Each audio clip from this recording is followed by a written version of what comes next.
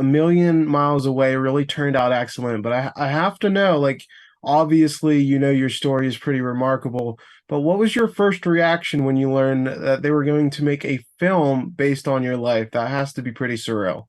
It was like, wow, really? Me? And the next thing I had a concern was, gee, is anyone going to watch it? Is it interesting enough for someone to watch it? And so as they started developing the script and I've written my self-penned biography, so I thought my book was pretty good. So I said, this may have the makings of a good movie because it's NASA related. Space is sexy, it sells good, and so I figure at least we'll sell the NASA side of the house, and then we'll just bring along my story. But I'm glad it turned out great, though. We actually did more of me than NASA, which I'm sure that's what the director wanted to do, and it's actually a great piece of work that Alejandra Marquez Abella, the director, did. Yeah, I was so impressed, and I was curious, did you get to actually visit the set during filming? Yes, I did. I did. I went to visit it. I saw Michael Pena playing me, which that in itself was surreal.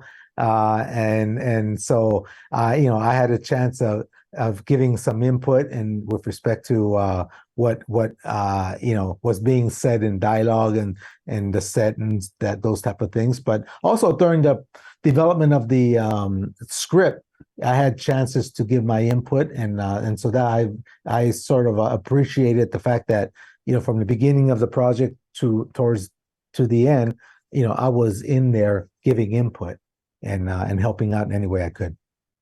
That's amazing. And you brought up Michael Pena. Let's discuss his performance because I'm more used to seeing him in more comedic roles. He knocks it out of the park here. What impressed you the most about his dramatic acting chops that he shows off here? Well, he also had a sense of humor in that because I have a bit of a sense of humor, so I captured a little bit of that in that. But he's an awesome actor, isn't he? I mean, he did a great job in portraying me because I looked up in the screen and I said, "Hey, he's got my personality up there." And then anyone who knows me will say, "Yeah, I see Jose up there." And so I'm so happy that he was the one that got selected to play me. And man, we he hit it out of the park. And not to mention Rosa Salazar, because when I saw Rosa play my wife, from a personality point of view, I saw my wife up there.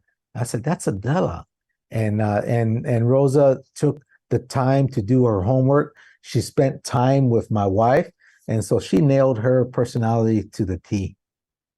That's incredible. And one of my favorite scenes involves Rosa. It's where Michael's talking about his dream. He says, I want to be an astronaut. And his wife kind of laughs because it does seem outlandish, from the outside perspective.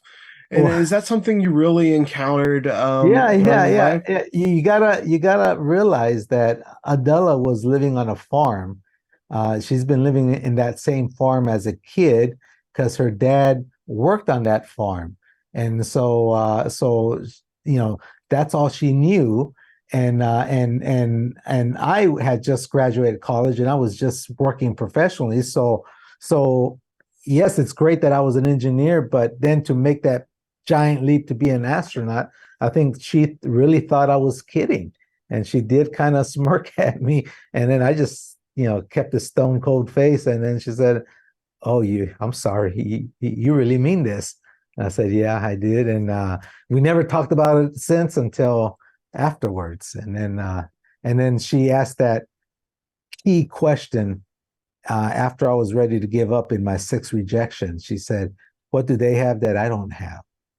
And I didn't know the answer. I said, "I better find out." And that's when I found out they were pilots, scuba dive rated, knew a third language. And so that's when I decided to invest in myself and prepare myself. And the rest is history. And I think what I love about this movie and your story in particular is you achieve something amazing, but it's not just all you. We see the support system. We see what your family did to support you. We see what your wife did to support you. Can you speak to just how great it is that this film shows the full picture and that, the whole community and family allowed you to achieve what you did. Yes, of course, because I look at this as a communal, family, basic effort to reach this dream of becoming an astronaut. And there's no way I would have been able to reach it without the help of my parents. My dad gave me that 5 ingredient recipe. Miss Young coming to our house and telling my parents, you need to stay in one place. I mean, that was amazing too, because she's changed the trajectory of a whole family. And then, of course, my wife, asking me that question and propping me up after the 6 rejections and saying, you need to keep going. You can do this. You got this. And so if anything I want people to take away from this is that I think the American dream is alive and well.